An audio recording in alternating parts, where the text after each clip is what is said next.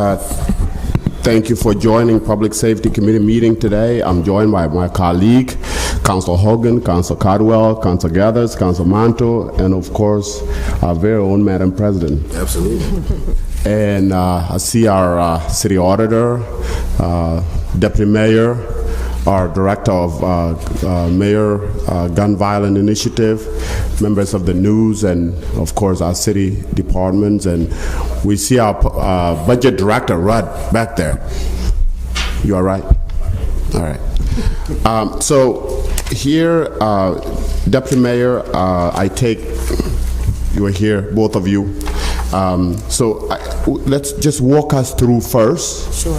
As to what the thought process is, so that members of the public may know what's going on. Yes. And then we can launch into questions. Yes. I'm going to just introduce us into this conversation, and then very capable director will take the majority of it, and I'll be here to add in. That's better. As you know, the council approved last year assessment for the city of Syracuse. We contracted with Dr. Chico Tillman, and then we had the fortunate opportunity to apply to the Bloomberg Foundation for a fellow, a Harvard fellow. And so we did apply, and we received a Harvard fellow, Pablo Abreu. I always kill his name.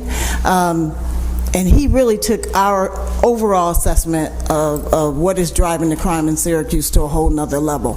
We're working with a crime scene now to create a public space to display all of that assessment information. What we're here today is to talk to the council about what we have come away with as a methodology and an approach to in our attempts to reduce gun violence in the city of Syracuse, through the mayor's office to reduce gun violence and Latif's work. A couple things that I'm going to just say overall is that this is really the first opportunity that I'm aware of for the city to really have a large financial stake in opportunities and programs and initiatives for us to reduce gun violence, and it also gives us a position whereby we can coordinate the services being provided. Right now, there are independent organizations doing this, and it really positions us to be able to sit in a coordinating seat. Latif will say this in his presentation, but I want to emphasize that we're going to be working with 50 individuals of the highest risk. There's high risk, and then there is at risk. And there are many young people that we know that are at risk. I hate when that does that. Are at risk, but we are going to be working with the highest risk individuals, 50 of them. Yep. So as you begin to look, and I will kind of move through. I'll read a couple things that are important. One of them is on the second or third page. Data backs this. Individuals' activity was the #1 motivation for homicides. So conflict. It wasn't just a gang of people going out shooting each other over drugs, but it was mostly conflict. That's been our #1 issue for the last 10 years, or really decade. You go to, I believe it's page 4. But these conflicts are not about money, as I said. The primary reason is not to fight over money or territories or to sell drugs, but it's personal conflict and feuds. So we're going to be focusing on page 5. Syracuse Safer Streets will tackle these root causes in red. Existing outreach efforts are not making a substantial difference. Now, we're going to get a lot of people that are going to say, well, why are we still doing outreach? Won't we just lock everyone up? Outreach is important if it's done properly. I think with the assessment that was done, we know where to put organizations, where they're successful. I think that's important. And number 2, collecting data to make sure the work is being done and followed through. I was asked a question earlier. I believe consistency is really the key. You have an outreach program, making sure everyone's consistent. And this is the first time that the city has an office that will be responsible for staying in contact with these outreach organizations and making sure we do what we need to do. And we also will be meeting bi-weekly with organizations that's doing the work. Number 2 is psychological and behavioral afflictions that increase the risk of violence. So our answer for that is cognitive behavioral therapy, which we'll get into in a moment. What page are you, Latif? I'm on page, I believe, 4. It's showing. Yeah, this page here with the... Oh, we'll do fast. All right. Okay. All right, you ready? All right, so 2.3.1. The highest risk individuals are not being reached by our efforts. So our program dealing with the top 50 that are at high risk will focus on these things. So the assessment shown over the last decade, we just have not targeted the high risk. There's a difference between at risk. I believe any child that lives on Bellevue, on South Ave, Poverty. on Midland, living in poverty, are at risk. We cannot just focus on at-risk. That's preventative measures. We want to deal with high-risk individuals that are pushing the narrative. How do you determine the high-risk individuals, Mr. Lindsay? Thanks, Baxter. It is through our Crime Analysis Center, which SPD. They've been in trouble with the law, then? Mm-hmm. Yes, sir. Yeah. Yeah, so we have that core group, that SPD, we report to every other month. We sit down and we look at who are high-risk individuals, who have been in contact with police, who have had firearms, and those are the individuals that we will be working with. So this is felony level. I wouldn't say it's felony level because we don't know if they're convicted with a felony. Okay. So I can't say they're felons. Okay. Because some of them might not have been not convicted, so I wouldn't be able to say that. So I guess it's a great question, Council Huggin, and I had it in my mind too. So if you say at risk, high risk, right, there gotta be A, B, C, D to really qualify that individual, right? Because they could be in trouble with the law, and it could be as far as just, making noise, and getting picked up for it, right?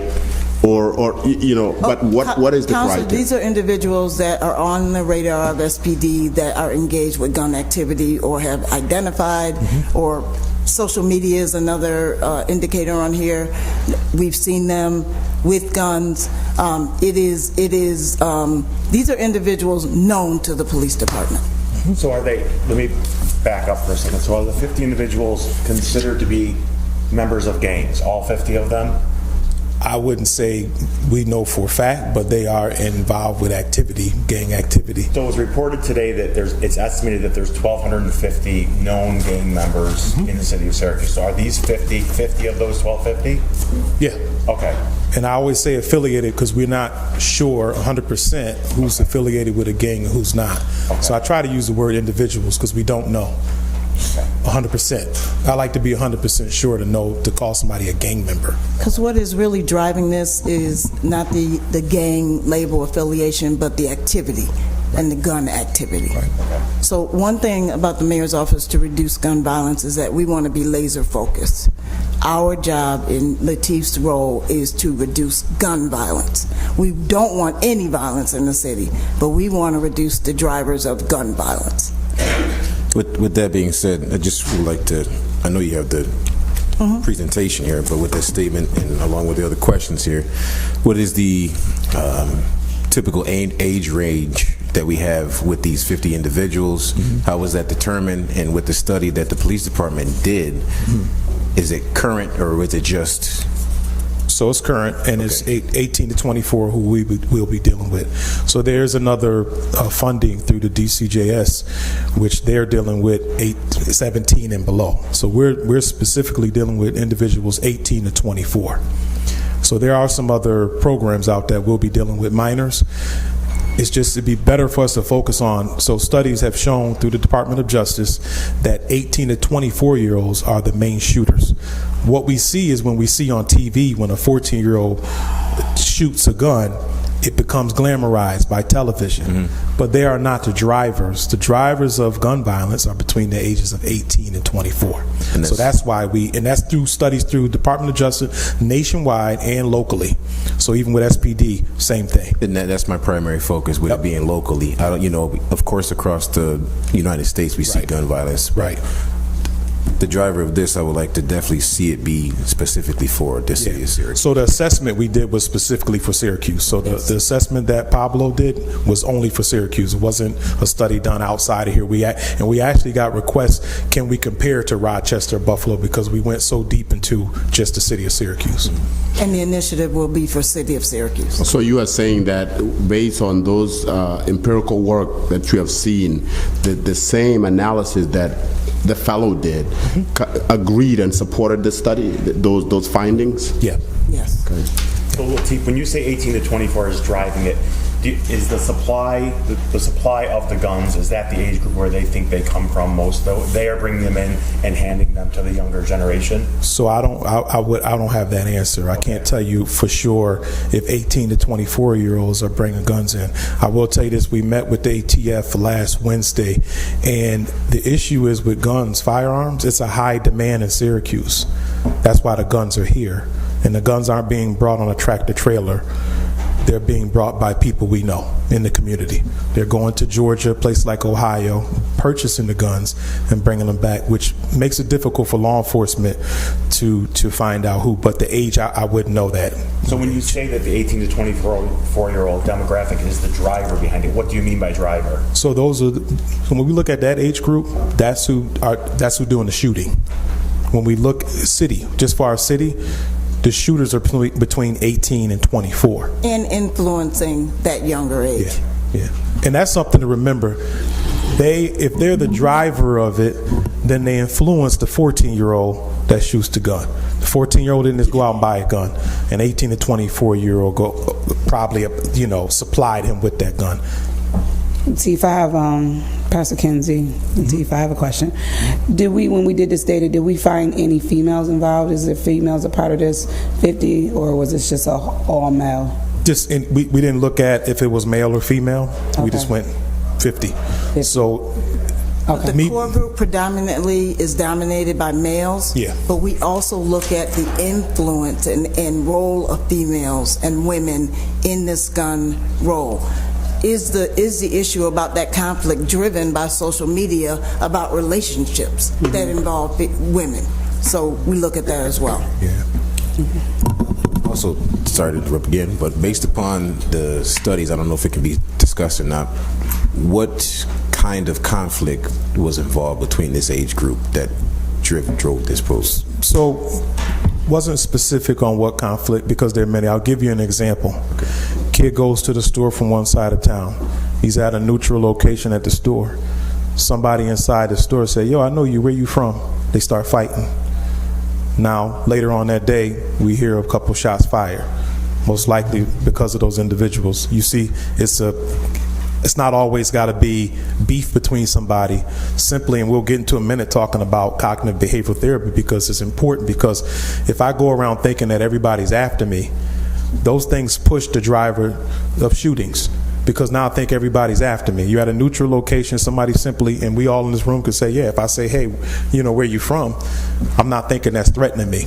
And so that's where it's going to be very important with cognitive behavioral therapy. So to answer your question, it's not one specific thing. It's not just relationships. It's not just Facebook or TikTok or whatever they're on, but it can be a multitude of things why we're having conflicts. All right. So let's go to this page here, components of Syracuse Safer Streets, because I want to get into the program a little bit.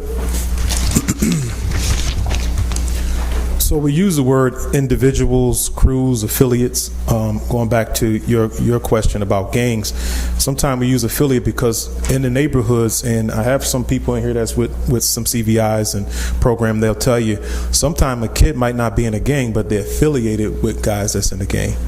So you never know, especially, and again, that might be a at-risk individual that might be ready to be a high-risk individual. We just don't know. So we'll start with conflict management. think that's the number one thing, is to get in between individuals, even if it's just a conflict, because sometimes a conflict could be handled before guns get brought into play, and that's some of the issue. We've never had where we deal with it when they're about to shoot each other or when it's about to be a fight. Conflict management is dealing with that before it happens. So finding out, and this is where intel comes in. So we got to know if it's beef between one neighborhood and another neighborhood. It's our CVI's responsibility to know that this beef, our credible messengers who will be involved, that they're from the neighborhood, they're boots on the ground. They're going to be very important to this, to know what's going on in the streets, because we all know the streets change daily. Beef change daily.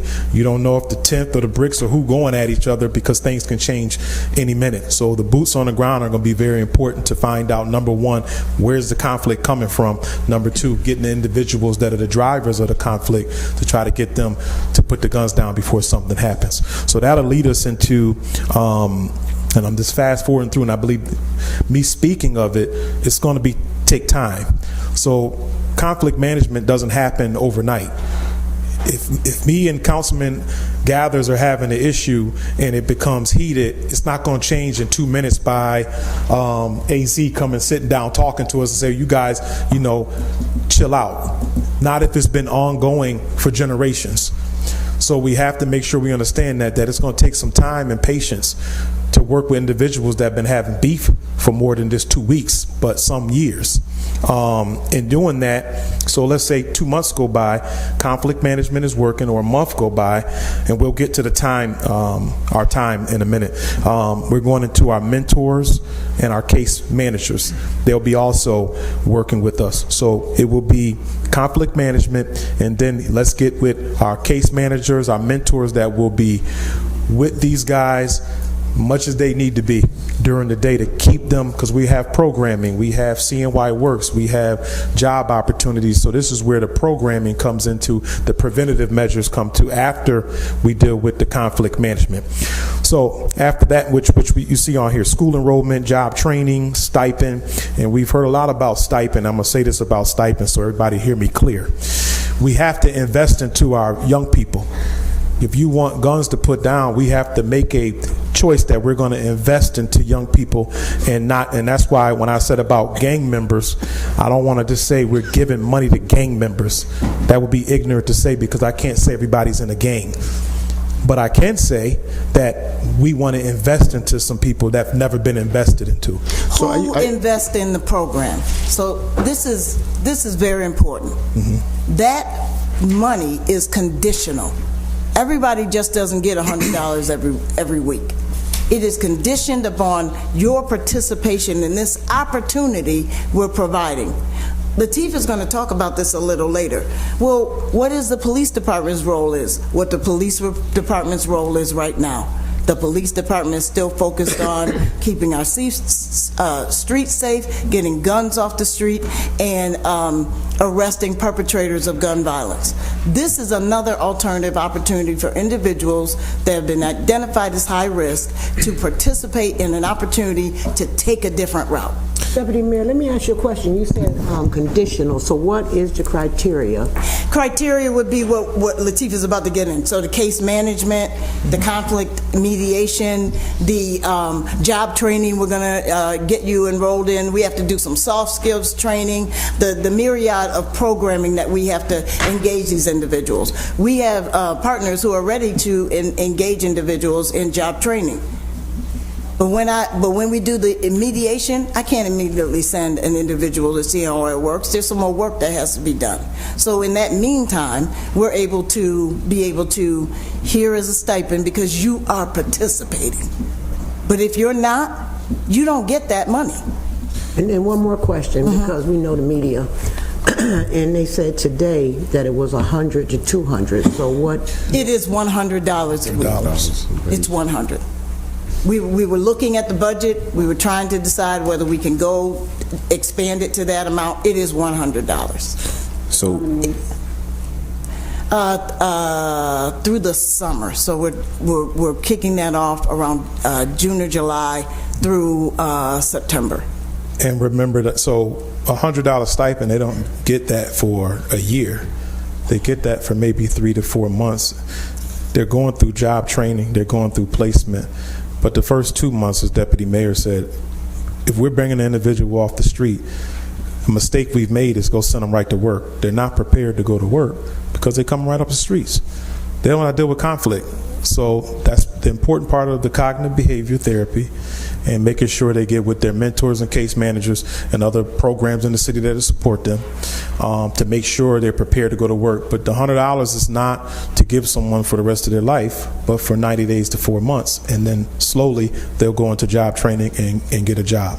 Has this been implemented anywhere? I'm going to broaden my question outside of Syracuse. Based upon the study, has this been implemented anywhere in the country? Yep. And based upon studies, what city or wherever place is close to Syracuse that we can compare data with? So Chicago would be number one. I know people say that's a big city, but we have to use the data we have. So Dr. Tillman did our assessment, our qualitative assessment, and he recommended this program because it did work in Chicago. I don't have the exact numbers, but the percentage of gun violence went down that summer when they paid the individuals a stipend. In the city of Chicago? You said the gun violence, what was the percentage? I don't have the data. We I'm sorry. will get that information. Chicago's not a place I would say, not to knock Chicago. Yeah. Not a place where there's a lot of violence in Chicago. Right. And it's in the national news all the time. Right. And the situation these folks are going to go in and they're going to click off the criteria and you're going to pay them $100. I go to Wegmans in Western Lights in the city, and I often talk to the kids there who are working those cash registers and all that. And these kids go to Fowler and they go to Nottingham and they go to Corcoran and Henniger and all that. And these kids are working every single day. Absolutely. Making money for their families, doing the right thing. I talk to them about the dreams, talking about OCC, because I know a lot of the kids because I coach. Or I coach their older brothers and stuff and sisters. I have a little problem with people who want to follow the law. I know I'm all for rehabilitation, but this is like, it seems like we're paying them to be good citizens. Well, I think one thing... We already got a bunch of kids that are being good citizens every single day. We have a boatload of kids that are amazing people. Right. Kids, I met 3 of them yesterday at Jimmy's art contest. Amazing kids. This is an opportunity for us so we're asking, what are we going to try? What are we going to try different? So we're looking at different models across. The behavioral, cognitive behavioral therapy is something we've never even contemplated in the city of Syracuse. How can we begin to help individuals who process their anger, process how they conflict, process the tools that they have, or don't have rather, to be able to address conflict?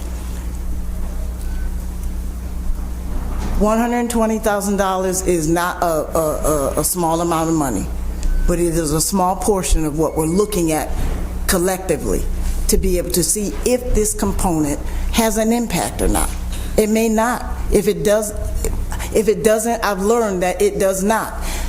And in the city of Chicago, that program is not for all of Chicago, they do the same thing. Very targeted intervention for high-risk individuals. So with that, currently here in the city, do we already have organizations that deal with the cognitive statement that you just made? So this would be the first time this is being done, and I want to answer your question. I do want to go back to Councilman Hogan. The kids that go to Wegmans, that work at Wegmans in different places, they're all kids that are at risk. But what I want you all to think about is the 8-year-old 10 years ago that watched his brother bleed out in the kitchen because he was shot and murdered and died in the kitchen. And this kid went back to school 2 days later with no therapy, no counseling, no nothing.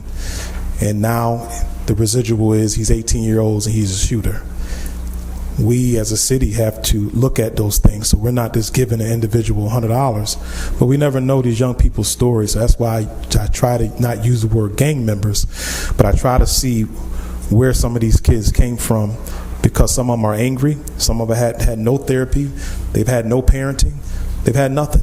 So when we think about that, we have kids that grew up, and you know what? You got kid A that did see their brother or sister murdered or slain, and they went on to school and got a scholarship, but do you have a percentage of kids that didn't have a parent or no one to help them to cope with that type of trauma. So that's some of the stuff we're dealing with. So I just want you to think about that as we move forward, that you don't know what some of these kids been through. I've had the opportunity to go to Southwest and sit down with kids that's been involved with some violent situations that they observed their family members die. And to talk to those kids, you see a kid and you don't, I no longer see, and I say kid, I'm talking about an 18-year-old, but to me, I'm 44 now, they're like a kid. This 18-year-old is broken and is crying out for help, but sometimes we never take the time to sit down and talk to him and find out, yo man, what's wrong with you? What happened? But if we never do that, then we never invest, because not all about money. Sometimes investment is simply talking to kids, taking some time out of our day. And that's the important part of our mentoring, our case management. So it's not just $100, but that's just to say we're investing in you and we want to see change in you.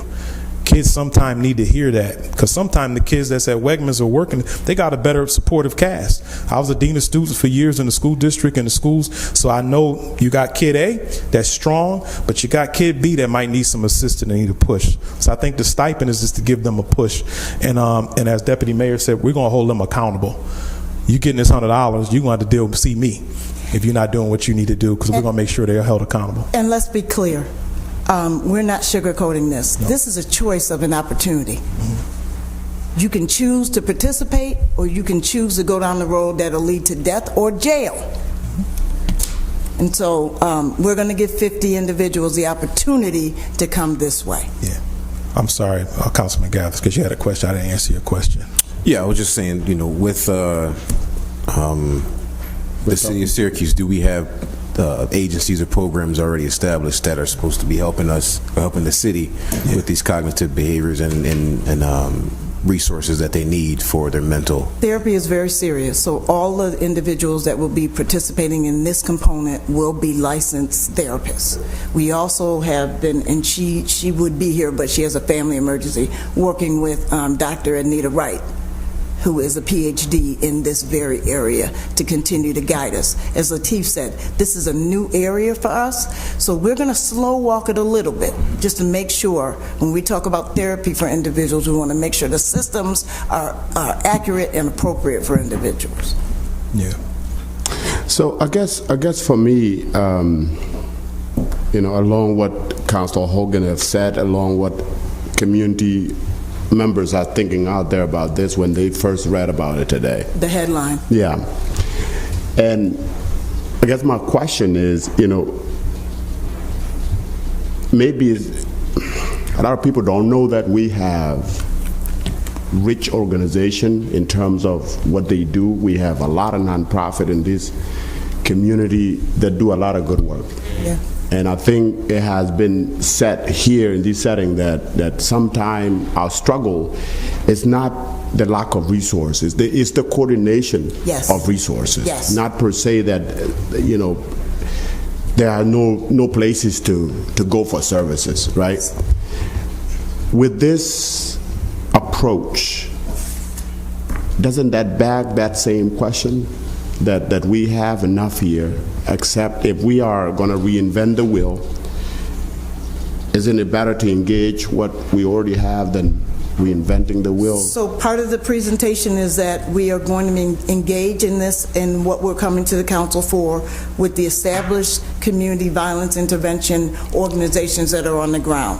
To your point, many people wonder how effective are they? Gun violence is still going up. We believe that they do very hard work. I say it all the time. When I'm sleeping, they're out there.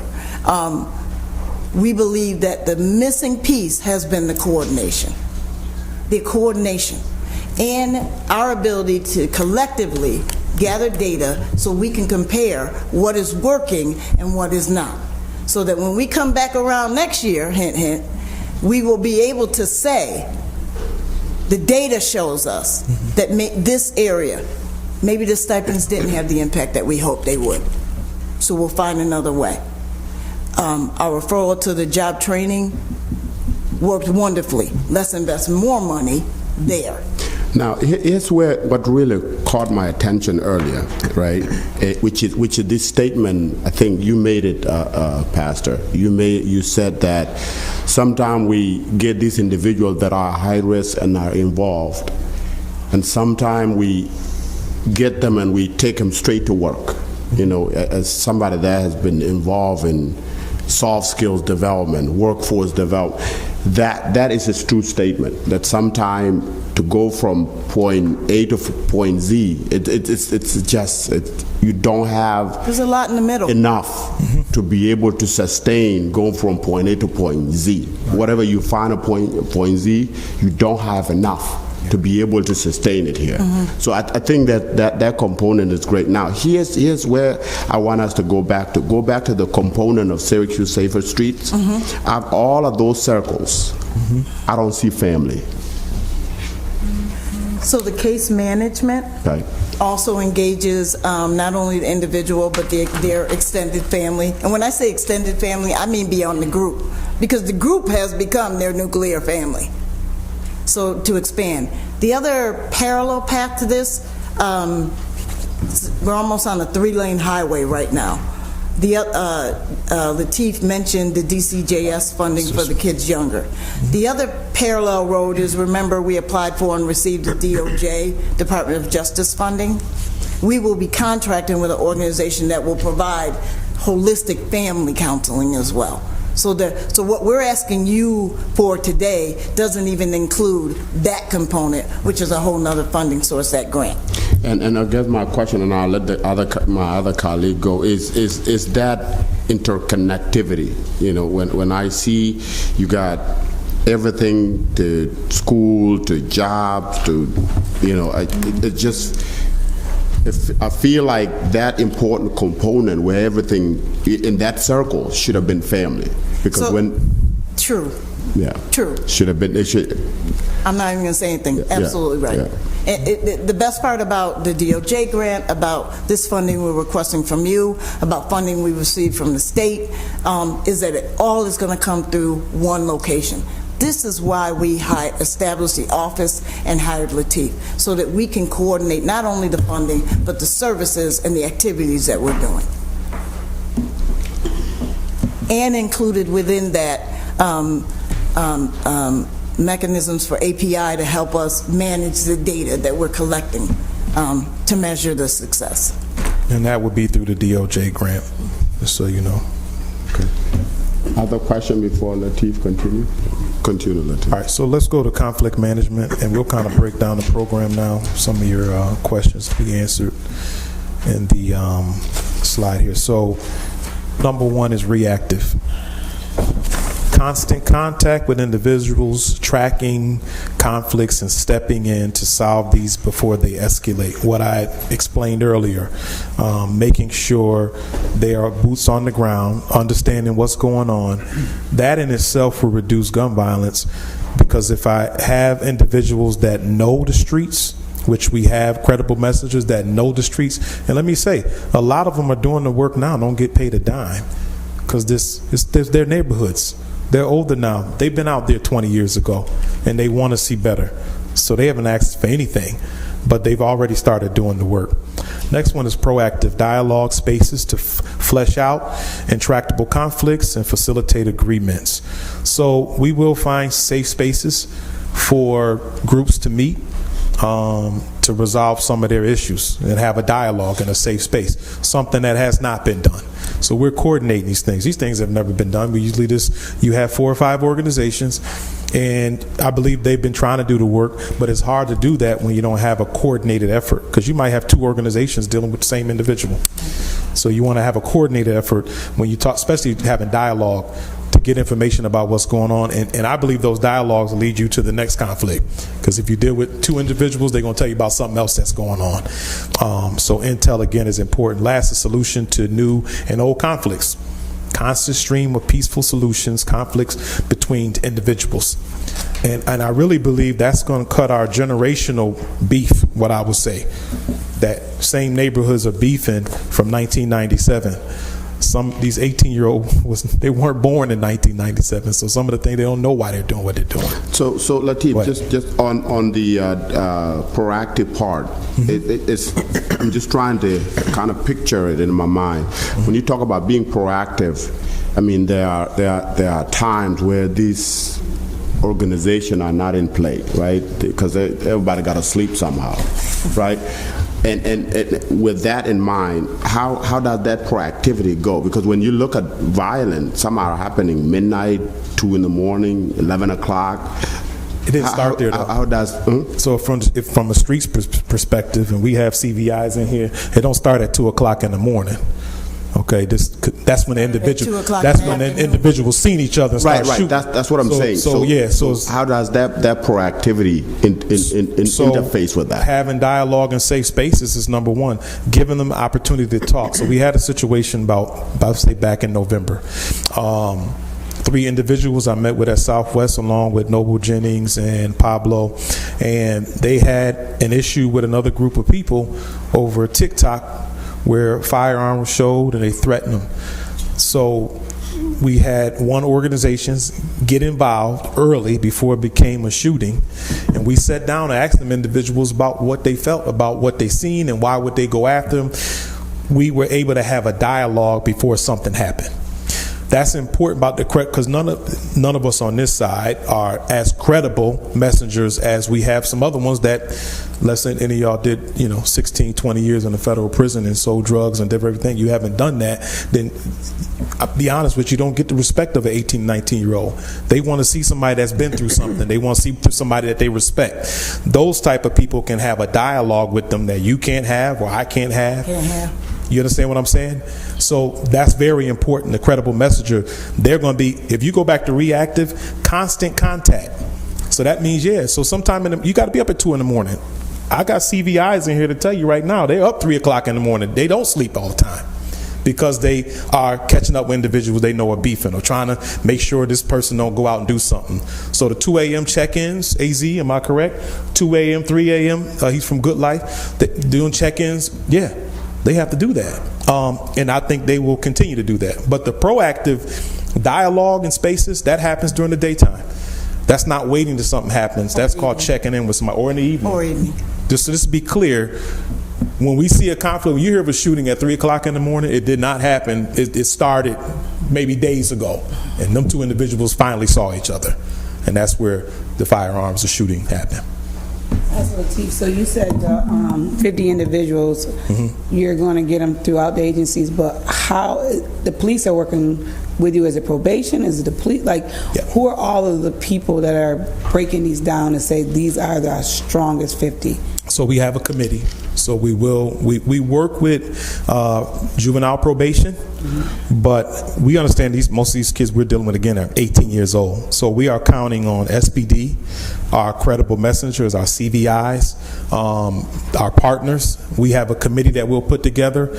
We'll get a list from SPD, and we'll bring that list to our individuals, our CVIs, to see who's who. Have you heard of this individual? So we're going to really go through and make sure we know that these. And I'm telling you, the Crime Analysis Center have already started working on this to pull together a list for us that's credible. So why did we only say 50? Where did 50 come from?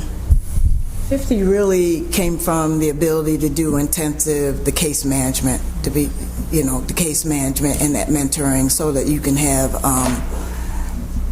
a size that is workable, that we can have an impact on. Sometimes we try to cast a wide net too much and to zone in on the 50. We may learn that we could have done more than 50. And I think if we go back to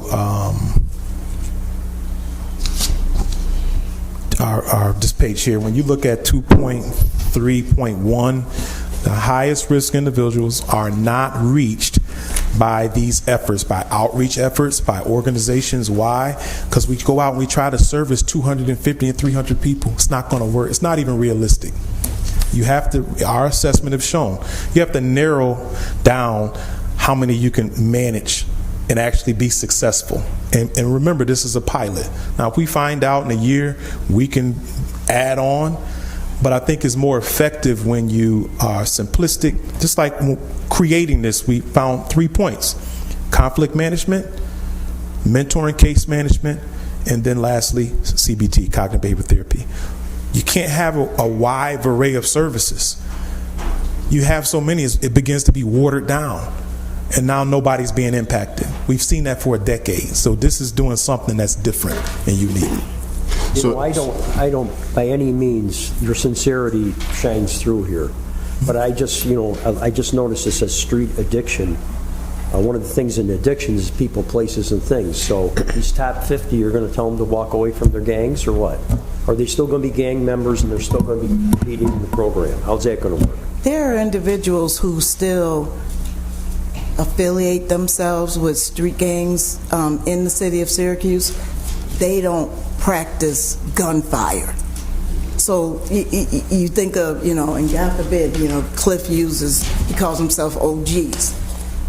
That word is original gangster. I mean, it's like back in the day, I was part of what was going on, and I was part of the gang. Not talking about Cliff, just talking about the word. Yeah. Cliff is an 18 for his organization, right? But when you hear that connotation in other places, that's what it means. The individuals that Lateef talked about who call him, they were part of 20 years ago, might have got swept up in RICO, went away, came back. They're still associated or known for their former or their gang affiliation. They just have changed how they behave. And that's what we want to get to, is change of behavior, change of how I'm upset with you, I'm mad with you, I have a conflict with you, maybe even about something that's not true or something I perceive you said about me. That happens between us all the time. Our resolution for that is not picking up a gun. What are you about to say? No, I'm just, what you mentioned before, I mean, the first time I was on the council, I think President Hudson was on the council too, under Mayor Driscoll. I remember the RICO, and that was an aggressive effort to break the gangs, and a lot of people went away. Yeah. So this is a preemptive effort, you would say? This is a preemptive effort. To reach those. Again, and I will emphasize again, Councilor, it is a choice. You're already on the radar because we're getting information from law enforcement about who. So this is an opportunity to take another road. So there's going to be somebody saying, listen, if you want to be part of the program, you're going to have to walk away from those people. You got to walk away from the violence, the gun violence, the gun-related violence. Now I'm going to say. People, places, and things. People, places, and things. Right, but many of those those associations live right next to you. You're right. Believe me, I But know. if they go and engage in an activity, what I'm asking you to do is not go with them and get in a car and participate in a gunfire that kills somebody. And I guess, Deputy Mayor, the a little bit of hesitant, and I get here that with the city of our size, what we have been through as a city, as a community, that we are desperate for answers. I get that. Now, with this being perpetual, the nature of it, the violent, and organization like Cliff Ryan organization, OG, with street addiction with Noble, being around. For me, I sit there and say, these organizations have been here for a while, and these individuals, this choice has always been there, and the approach here, it's just I'm trying to grab it. To say, okay, putting this through, isn't this going to be the same song all over again? Right?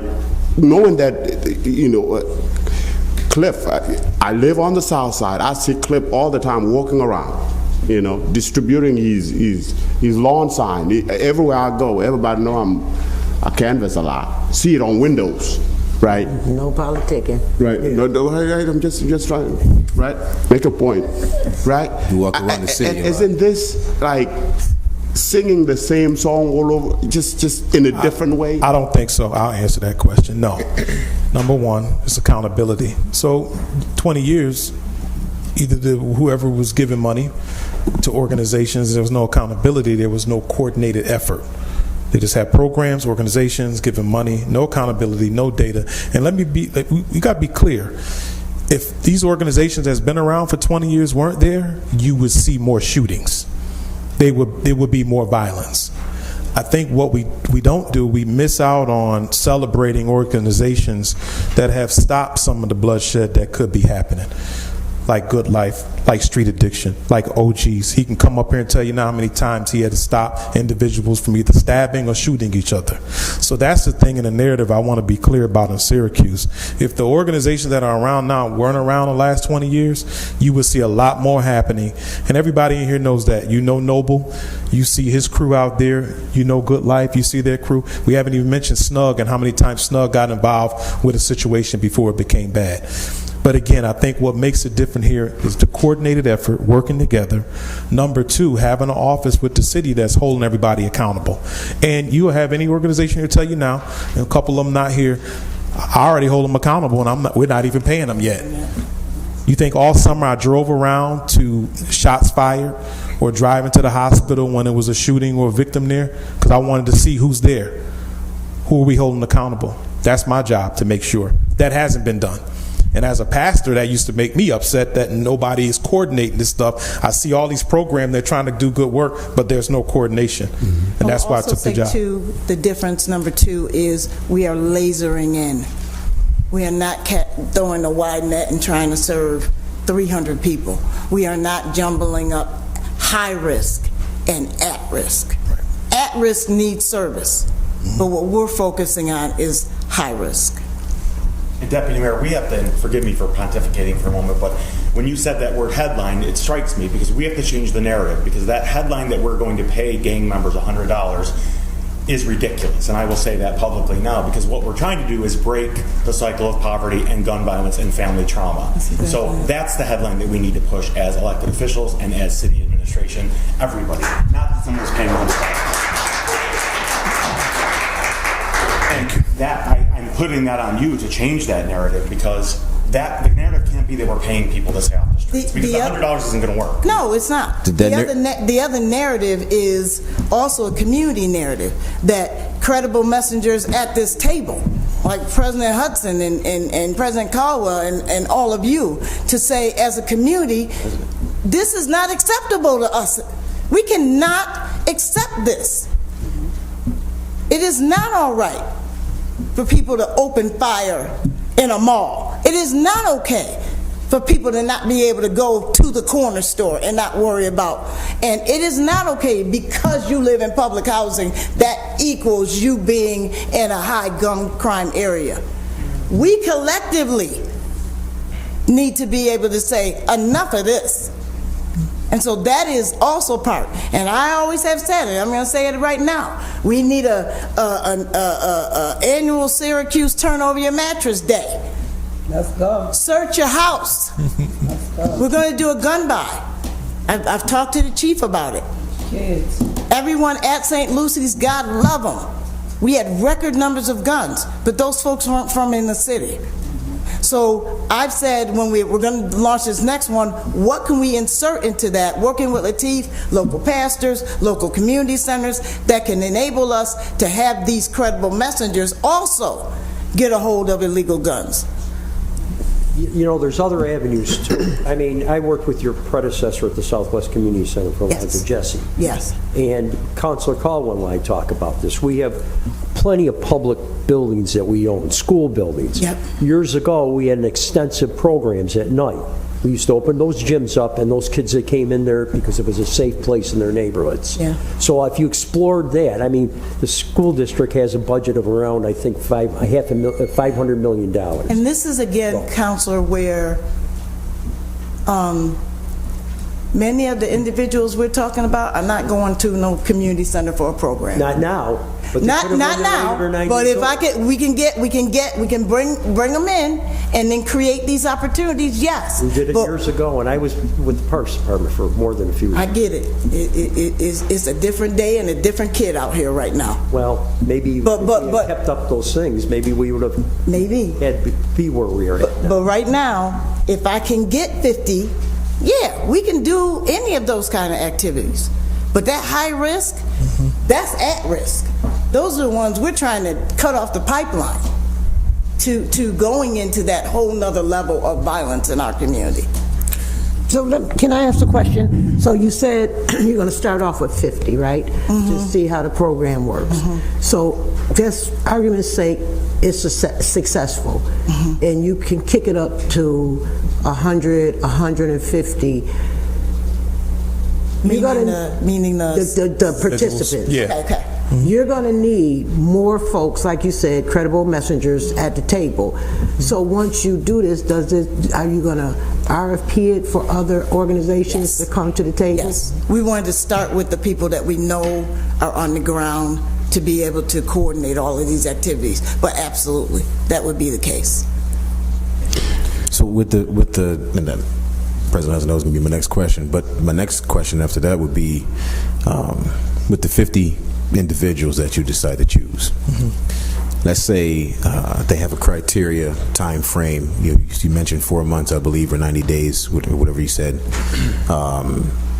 That's with the stipend, just with the stipend. Just with the stipend. But the program, how long is the program going to last outside of that? And if a person misses a day or they miss their connection with somebody, are they replaced, or how are you going to continue to keep the number of 50? Yeah. Or what's the... So I would just fast forward just to answer that question. So the implementation plan, let's just go there so you can see that. I'm going to skip over so it'll answer your question, Councilman Gabbard. I want to answer that. So implementation plan, if you see here, we go right through the year. All right. April, we will be setting up services, map individual crews and key actors. And then in May, we wanted to start our outreach. We know the snow going to melt, and that's when we usually have some issues, so that's when we will begin our outreach. So to answer your question, we're looking at a time frame of a year that the individual will be in the program. If they miss a day, I think that's really when it comes down to the case managing and the mentoring. They're going to be responsible to make sure they don't miss a day, or if they miss a day, they get with them. What will drop you out of the program? You shoot a firearm. You done. Or you in any kind of gang activity where you out here and those CVIs in the room know, you going to jail because the police going to do their job. We're not going to stop SPD from doing their job, and we can't. They're going to do their job, and we support them to do their job, because if an individual is dangerous enough that we're giving them a stipend, we got them in a program, and they still decide to go out and do that, then the law enforcement will do what they have to do. We don't have a program for an individual that makes that kind of decision. No. So I have a question here, and it's a capacity question. Sure. When we were doing, and maybe all of you remember, when we were doing budget hearing, one of the questions that I had asked one of the organizations here was whether the money we were giving them then in the budget was enough. And they said it was enough. And I think the idea was we understood the importance of what was being done.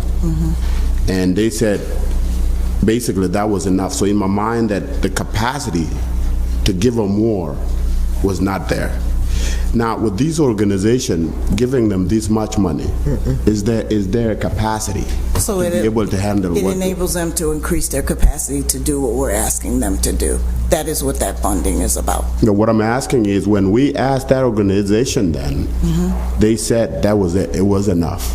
Because in my mind, that if I give somebody money today, if they had the capacity to expand what they had, then wouldn't they have asked for that money then? And we're asking that organization in particular to expand, to do more of what we're talking about. So in the capacity of what they're working on with the city of Syracuse, they're doing a lot of engagement, a lot of at-risk work.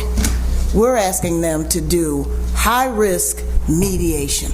So it's a whole nother facet of service provision. I got one more question too. So SPD identified these 50, right? So how many more do they have on their radar besides these 50? Do you have a number? I don't, but I can find out. Also, along those lines, how many organizations are in this city that, based on your analysis, that are involved in some shape or form with gun violence? So there are many organizations who deals with high risk. There are a few. We have a lot of organizations that deal with at-risk youth. Okay. There's a big difference. High-risk individuals that actually deal with people that are either in court. Good Life is here. They deal with folks that are in. And if is it okay if somebody from Good Life just explain what they do? Please. So AZ, can you come I just want to ask one question just before he comes up, because with that, when you have the high risk and you have the at risk organizations that we have here, how many high risk organizations do we have? Not many. Not many. No. And how many? We have tapped into the core. The core of the high risk. Because you get a lot of individuals that say they deal with high risk and they don't even know what that means. So you have to get organizations that are and that can sustain what they do. So that's why this wasn't RFP'd before, That's or why. what? Okay. That's why. And okay. So I would like this Good Life to this, because they deal with high risk. You know, and I think it's good to hear from the CVIs on what they do, because everybody says they do the work, but they don't really do the work. And sometimes over the last year, hearing from CVIs, Good Life, Street Addiction, you get to hear what they're doing on the ground, which we rarely get to hear. We don't hear or see what they do because they're up at 3 o'clock in the morning while we're sleeping. Before AZ comes up and speak, so when we're doing the data, right, because data is important, but data can always be shifted. Data can be moved left to right based on who's doing the data. How are we keeping accurate to see, like, okay, this is a pilot, look at this as a pilot, we got to start somewhere, we're looking at it, but how are we going to identify from this, like, the data, that making sure we're seeing something positive? So API is working with us to set the reporting mechanism and the matrix that we're going to be identifying. Clearly, matrix are you haven't been engaged in the criminal justice system, you haven't been arrested. We're talking about individuals who have records. So I have not been arrested. I've attained my GED, or I went back. Enrolled in school through OnPoint or somewhere. Some of those matrix. So it's going to be specifically, the data is going to be specifically designed for the individual, right? Not like a big scope, but it's going to be like basic, like this is some of the metrics we want to meet. For the individual, and then to overarchingly see if the mechanisms that we put in place had an impact on the person's trajectory of their life and their behavior. I don't want it to sound clinical, but we're trying to stop people from behaving in a way that you use a gun to solve a conflict. That's the goal. And I think this is a great segue to get into the conversation around RFP, right? Sure. And for me, having all these organizations, and you articulated very well that at risk and high risk are different, which is understandable. But I still think that $1 million is a lot of money, right? It's a lot of money. I don't have it, right? But with that being said, in this community, I think it would have been fair through the process of elimination based on what you got, what you want, to be able to present this opportunity to everybody that does work in this community. Put it out, let everybody have a shot. Let everybody get a chance to present their point of view.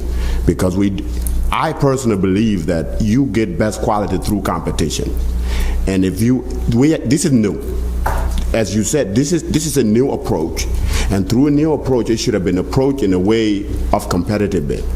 Put it out there, let everybody present how they see this, because here are the specific metrics that we want to get to, or the outcome.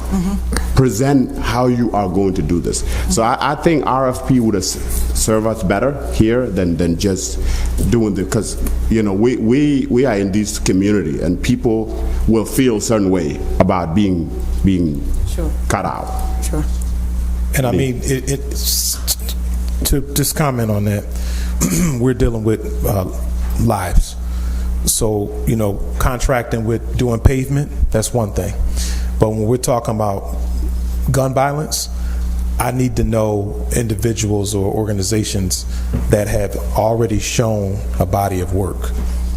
I can't take mom and pop coming here telling me that they started an organization 2 years ago and they want $200,000 and I don't even know who they are or any kind of work they've done. They can get somebody murdered. You get an organization that just started and don't know this work, have not been trained, have not been into any national training for dealing with conflict resolution, you can get somebody killed. But Pastor, my point is, give them a chance so you can tell them that. Okay. Give them a chance so that you can tell them that you have not been in the business long enough to fill our criteria. Okay. Right. Give them a chance to do that. That's all I'm saying. Right. Right. I think it's fair to be able to do that for folks in this community. Now, there are some that have been in that business for 10 years. That's, like you said, 2 years. Right. But they are trying to get to the same spot, trying to get the same results. Maybe they have not have had enough skin in the game, but that does not exempt them from fairness. You see what I'm saying? I got you. I think some of those organizations, and this is my pastor hat, even though I'm here, they deal with at-risk. I've been involved with these organizations for 10 years as a pastor. They're dealing with at-risk. They're not dealing with high risk because they wouldn't know where high risk live at or any information on a high risk individual. And we don't know how many high risk. Yeah, we don't know that, right? And it's fair for us, for the sake of knowledge base, to be able. This process would help us arrive to that data. Point taken, right? Council. Right. Point taken. So can I ask, and this is probably my biggest question of the day, what are we doing for the 12 to 17-year-olds? Because if you look at the national average, we're, I think if I'm right, 13 times higher than New York City, Los Angeles, where we've had homicide charges on kids under 17 and 12. What are we doing for that? The New York State Department of Criminal Justice, DCJS, has an initiative across New York State where they are, for the most part, identifying the snug communities where they already fund snug. And so what they're looking at is they're coming to those communities with a couple $1 million to infuse funding into organizations that most of them that you guys just had that conversation about, to provide those, I'll call support and wraparound services. Because we have this DOJ grant, talking about coordination, because we have this DOJ grant, we're coming to you for this high-risk initiative. The population, who's missing? The population you're talking about. So when we began to have a collective conversation with DCJS, we said, let's target for those resources that younger group. So because of the time constraint, I want to see good life here. Yep, and I do. But one quick question before we do that, because we talked about CNY Works, right? Yes. We talked about moving them forward.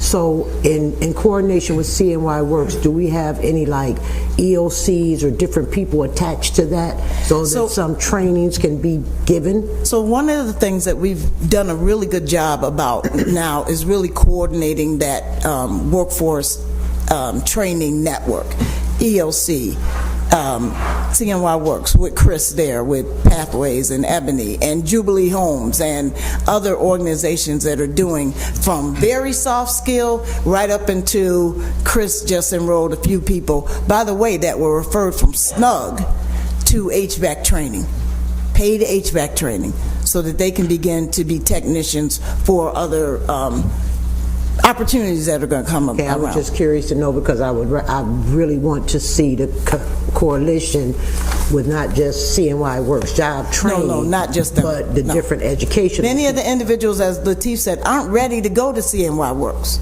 Right, and and many of them probably left school at 15 or 16, so there's still that educational component to it as well. Absolutely.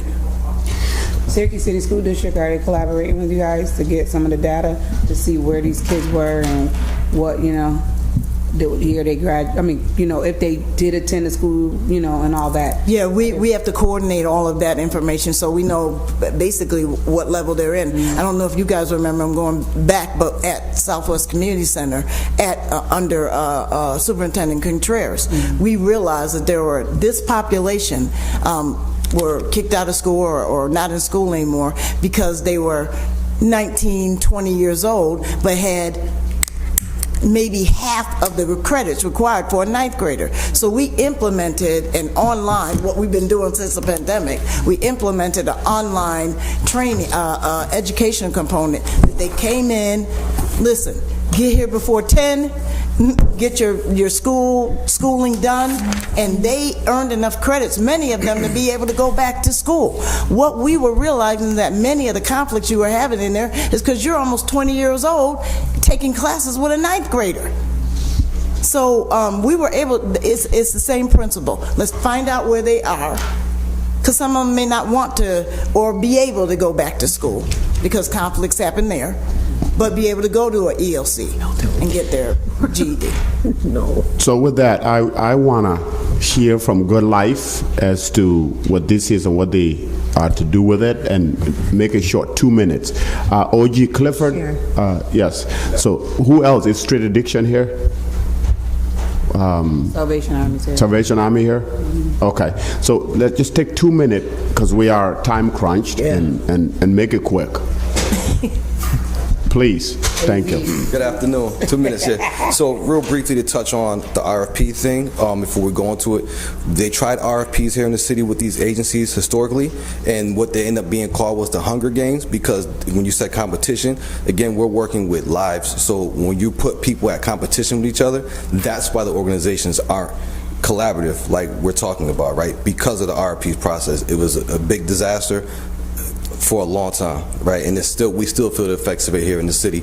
Secondly, about why this is a carousel or why it's the same thing. It's not the same thing because historically the money that we receive for our other grants and our other programs, they tell us which youth that we can go get. So they give us certain youth, so we just can't go out and target the highest risk people. Or in the people that we do get, we request that you bring us the highest risk, but we can't go out and target the gangs, right? So that's why it's different, because the 18 and 24-year-old just can't walk into Good Life and jump into our street-based program because they're not a part of what the grant says that we can take in, right? So that's the difference, and most organizations deal with the same type of situation. But again, Good Life, we have a couple programs. One program that we work through what's called Word to You through Onondaga County Juvenile Justice, and that right there, that works with kids that are between 12 and roughly 21. And we deal with kids that are juvenile justice involved. We get them through a number of pathways: long-term stay, OCFS, juvenile justice, probation. Judge can send them from the bench. Hillbrook can also send the youth to us when we take them in, and we're going to do something similar to what we're doing to this project right here. When they come to us, we pair them with a life coach. The life coach is a credible messenger, somebody that they work that has similar experiences as them, and they come in, and we do everything from core advocacy, school advocacy, soft skills, life skills, entrepreneurship, and we reach our kids through hip hop, right? Because hip hop is what is our culture, is what we go to where they're at and reach them where they're at. We also do a family assessment. We go in and see what their needs, their barriers, etc., and we try to reach them on a 2-generational model. As far as the kids that, again, that we look at, we say we're stipending them, we deal with the kids with the worst economic background in the city. I have a kid right now who doesn't have a front door in his house, right? And we're asking him to go to school. It's a tough climb. On top of that, we have a school-based program called One Mic, and we work with kids in 6 schools, bag data. And so that's us in a nutshell. We'll be doing similar. We'll be doing a case management in the CVI. So, thank you. Thank you. Thank you. Clip, don't take it to north, south, just 2 minutes. Absolutely. I want the council to write down some numbers, right? Grab your pens and write down some numbers. 44 shootings stopped, 300 stabbings stopped, and 1,082 fights.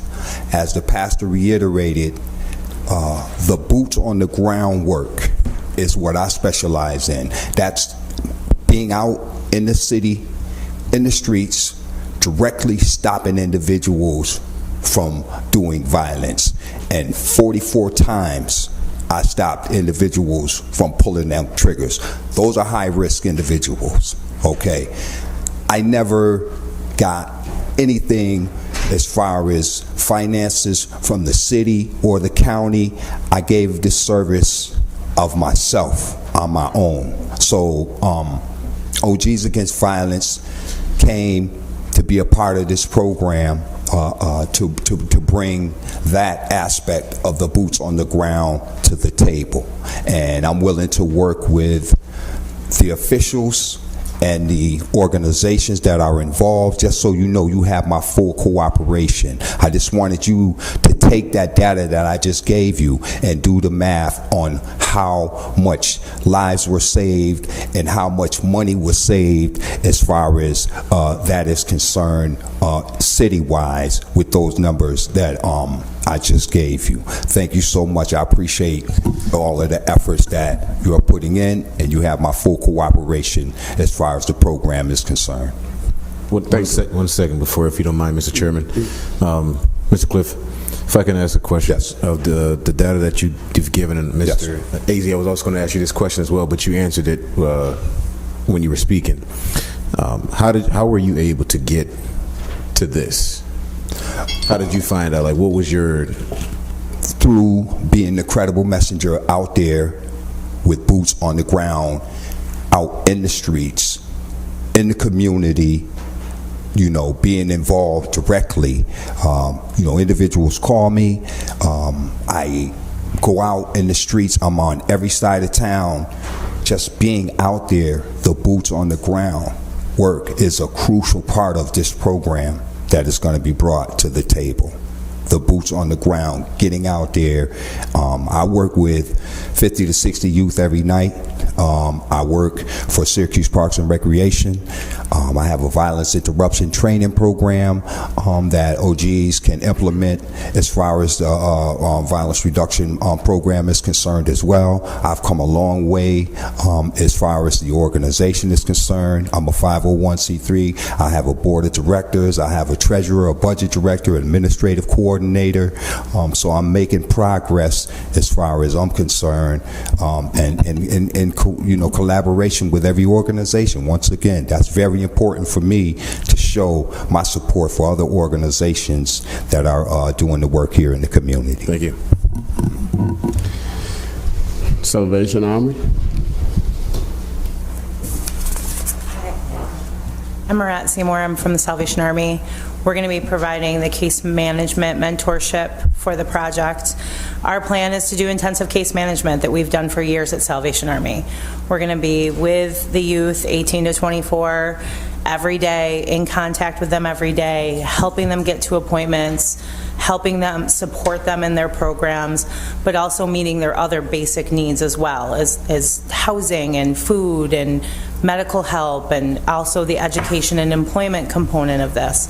That's always kind of what we've done, and making sure that the youth feel like they're going in a different direction. And that's some of what we do with our younger youth that we work with in our Trinity program through our Gives grant, is that these kids, as we've heard over and over today, these are at-risk kids that we've kind of worked with who have turned into high-risk kids.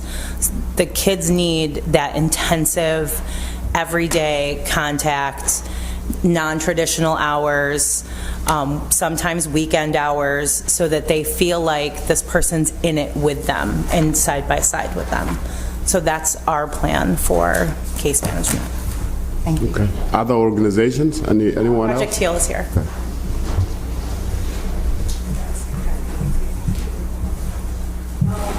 So my name is Zaria Jones. I am the founder and executive director for Project HEAL.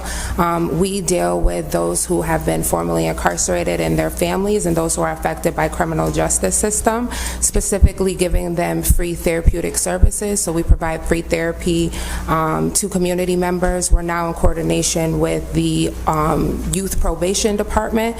So I currently, we don't get any funding right now, and we're providing free therapy to those who are formerly incarcerated, their families, parents, mothers, children, things of that nature, but the basis of our program is that. And then for this, we are stationed to deal with cognitive behavioral therapy.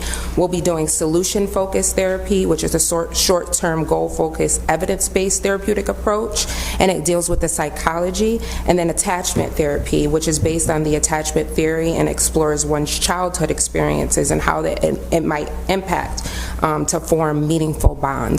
So we have a whole report that is compiled by a licensed mental health therapist. We have 10 therapists on staff, but 5 are going to be helping with this program, and we are working with Dr. Anita Wright, who is really helping us oversee those therapists to ensure that, you know, we all are on the same page. Thank you. So last question, and I don't know if my colleague have any. It seems to me, I take there is an approach from this organization that is going to leverage to Latinos and refugees and immigrants. If they're on the list. There is.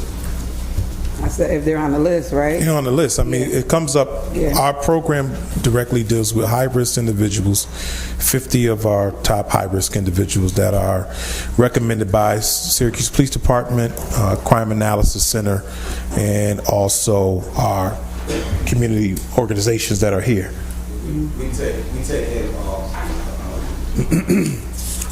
our organization as it stands. Right now we have 6 people from immigrant African countries. We also have 3 immigrant Latino families. So they make the list, they come in, and we find people that are culturally competent to go and make sure they can go into their communities and do the right things by the families and get them going. You don't want them to make the list. This ain't a good list. No, so it'll very much be determined by who SPD talks to us about. Yeah. We would hope that most of the kids that you know are not on that list. Chair, before we end, was that the last thing? I would like to give us a moment of silence. Just we have a community member who she does a phenomenal job with our youth. She's a Kirk Park Colt cheerleader. I think she works for Good Life Foundation. Aisha, she is, from what I just don't want to outspeak this, but she's in critical condition in Rochester from the concert. But I would like for the community to give her a moment of silent prayer because she's a phenomenal woman who loves the kids in the community, and she works really, really hard. And she's, you know, she advocates for our youth. So before we go, I would like to just give a 5-second moment of silence and prayer for her. Thank you.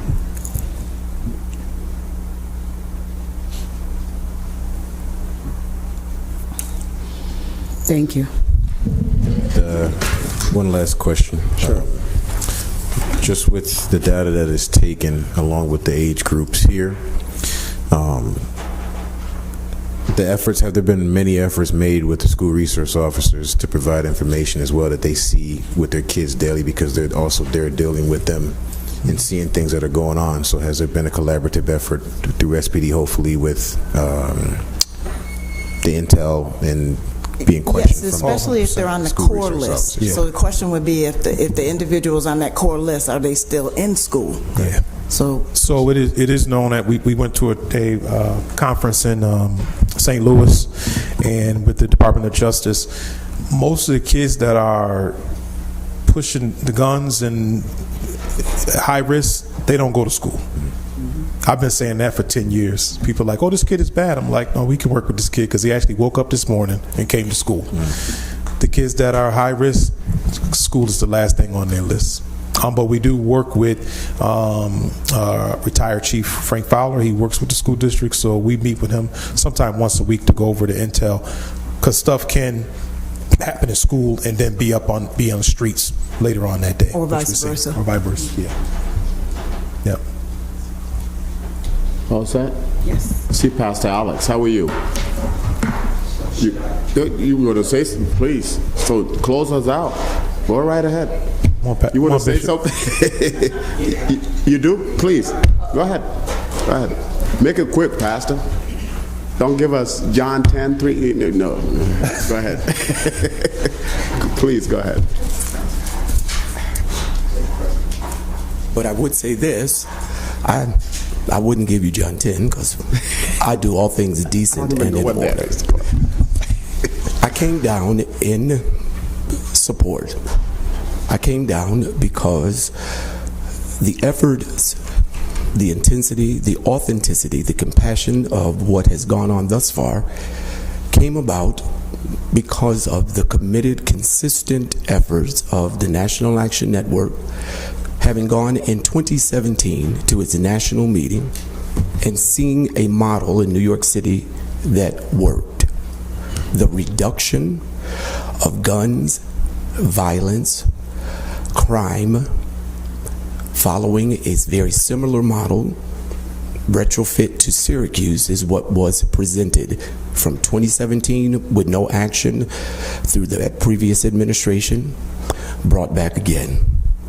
It was under this present administration's consistent effort to make a city safer, the deputy mayor and our mayor to say, let's do this. It has been done with thoughtfulness, a very pragmatic and deliberative process, cogently thought out. It is not to reward, it is not to compensate any persons for wrongdoing. How can you reward someone who can make $1,200 to $1,500 a day? I'd like those odds. But it is because those young people have a glimmer of a better way. Mm-hmm. They want to be better.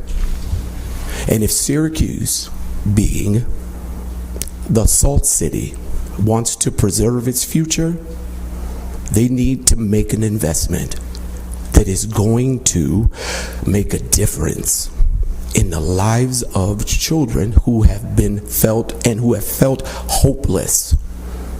And when hopeless people get pushed up in a corner, when they deal with economic struggles, when they deal with social barriers and all of the disparities that we have talked about for years,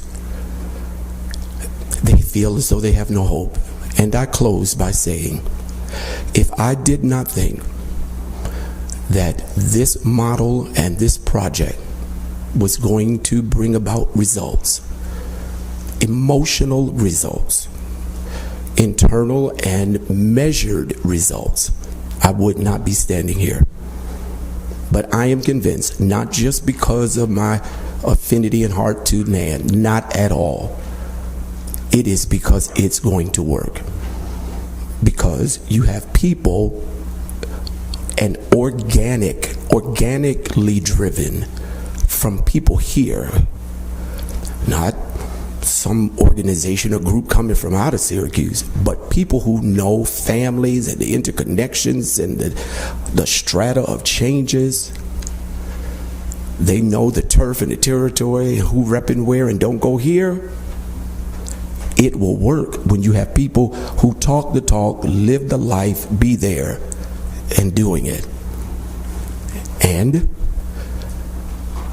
that this city is deserving of safety, fiscal oversight, most definitely, but it is also being held accountable that what is growing up right now was planted a couple of generations ago, and we reaping the harvest of what was planted. And now we want to talk about how much it's going to cost to cut the harvest. It's only because of what was planted in a community, in a city, state, and nation some generations ago. That's right. So we don't need to talk about how much the tractor gonna cost. We need to reap the harvest for a better city. Thank you.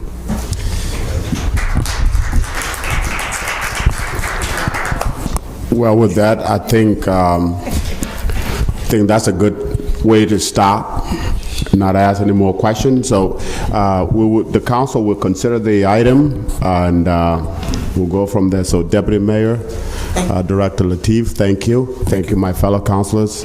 Thank you. Thank you. Just to be clear, we would consider to have conversation about this, so that way the media and everybody can get it right. All right. Appreciate it. Thank you. Good Life, Salvation Army, Project Heal. Thank you. Let me sidebar real quick.